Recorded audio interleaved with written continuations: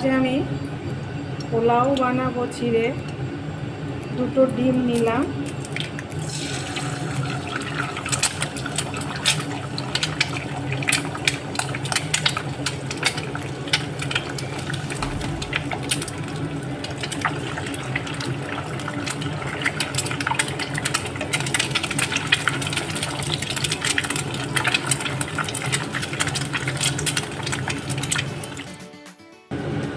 ডিমের ঝুড়িটা হয়ে গেছে।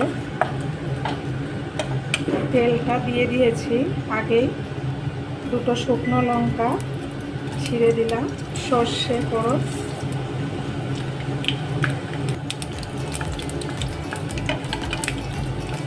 আলু একটা বড় সাইজের নিয়েছি,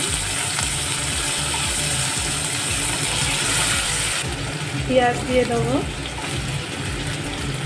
একসঙ্গে ভেজে নেব।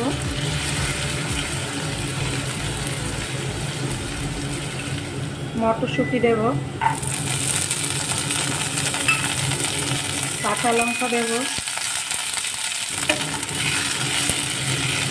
কিশমিশ দেব,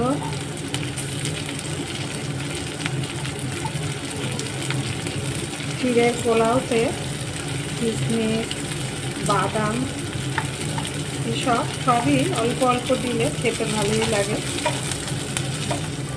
আলুটা সেদ্ধ হয়ে গেছে,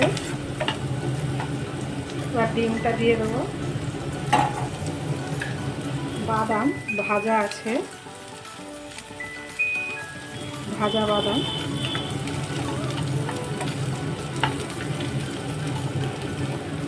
চিড়ে আগে ধুয়ে রেখেছি, 10 মিনিট আগে চিড়েটা ধুয়ে রাখবেন। আমি এই যে ধুয়ে রেখেছি, আর একটু মোটা দেখে চিড়ে নেবেন। এই দেখুন মোটা দেখে চিড়ে কত ঝুরঝুরে হয়ে গেছে চিড়েটা, অথচ ভিজে গেছে, দেখুন নরম হয়ে গেছে। 10 মিনিট আগে চিড়ে একটু মোটা দেখে নিলে, 10 মিনিট আগে ধুয়ে রাখলে চিড়েটা ঝরঝরে হয়। এবার নুন দেবো পরিমাণ মতো,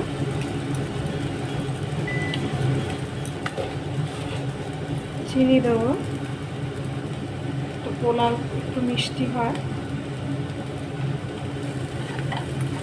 অল্প হলুদ দিচ্ছি একটু কালার আনার জন্য।